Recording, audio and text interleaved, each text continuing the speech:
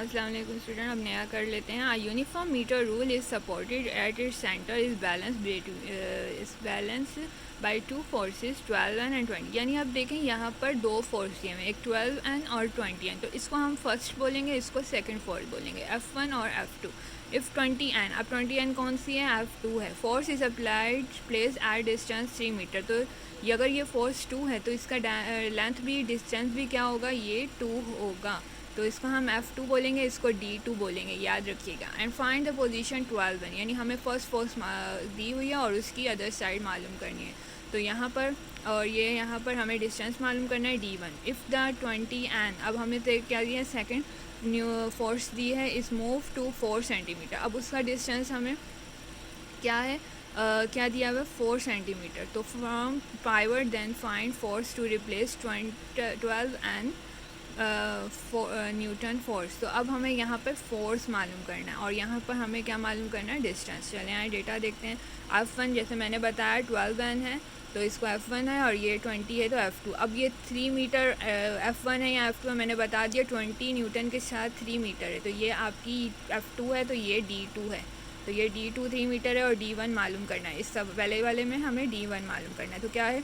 Torque 1 is equal to torque 2, F1 multiply D1, F multiply torque का क्या formula होता है? F multiply D। तो यहाँ भी लगा दिया और यहाँ भी, इसको 1 दे दिया, इसको 2। तो अब हमें यहाँ पे D1 मालूम करना है, ये यहीं रहेगा। F2 क्या है हमारे पास?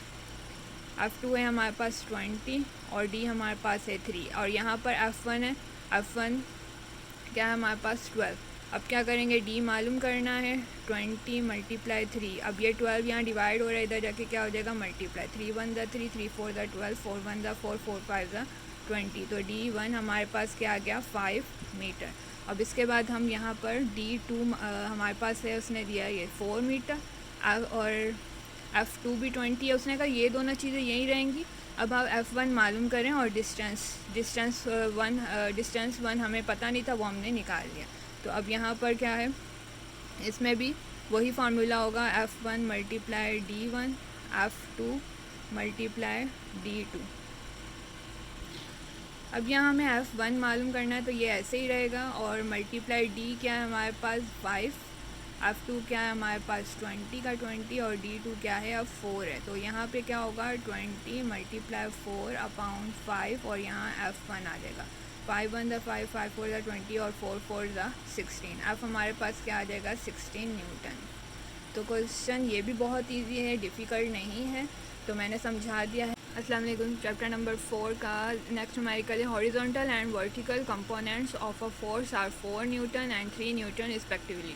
फाइंड रिजल्टेंट फोर्स और डायरेक्शनल फोर्स। अब हमें रिजल्टेंट फोर्स और डायरेक्शनल रिजल्टेंट निकालना है। तो मैंने आपको बताया था कि यहाँ पर रिजल्टेंट फोर्स का क्या फार्मूला होता है, और डायरेक्शनल रिजल्टेंट मतलब हमें थीटा मालूम करना है। तो यहाँ 2 न्यूटन्स दिए हैं। चले यहाँ इसको सॉल्व करते हैं।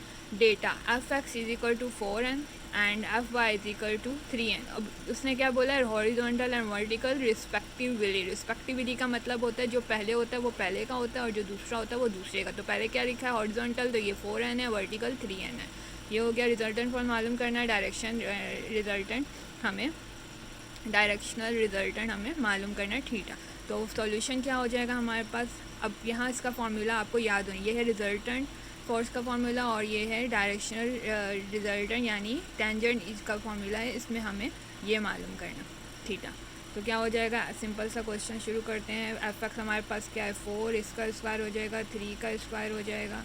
तो हमें पता है 4 का स्क्वायर क्या होता है? 4 4 ज़ा 16, और 3 3 ज़ा 9।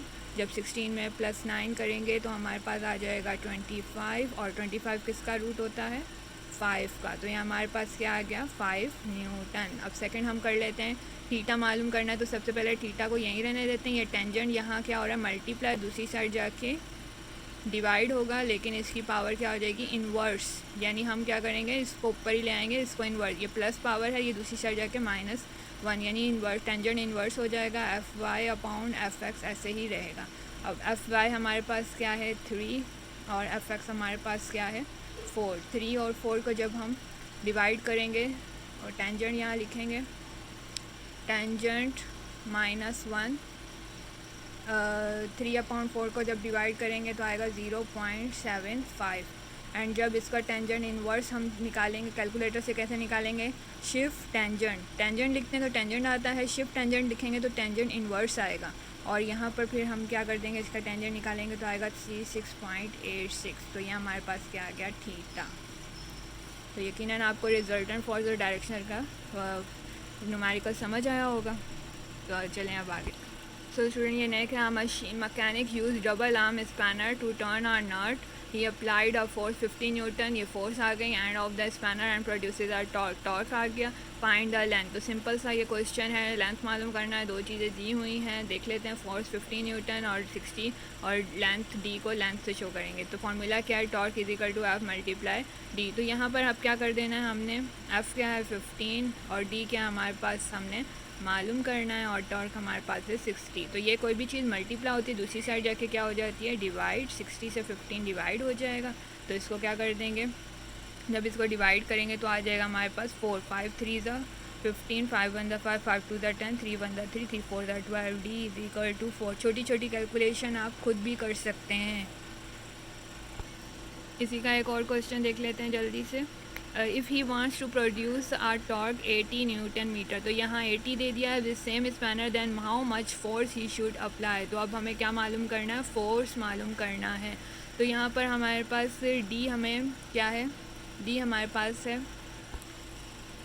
सो स्टूडेंट, जो डी हमारा जो यहाँ पर क्वेश्चन था, जो इसका आंसर आया था 4, इसी को लेके हमें सॉल्व करना है। तो डी हमारा क्या है, 4 metre, F is equal to क्या है यहाँ पे मालूम करना है। तो टी हमारे पास है 80, यानी ये उसी क्वेश्चन का पार्ट है। तो यहाँ पे एफ़ क्या हो जाएगा, एफ़ आज मालूम करना है, और डी क्या हो जाएगा 4, ये मल्टीप्लाई और दूसरी साइड जाके क्या हो जाएगा, डिवाइड, 4 1 ज़ा 4, 4 2 ज़ा 8, 0। तो एफ़ हमारे पास क्या आ गया, 20 न्यूटन।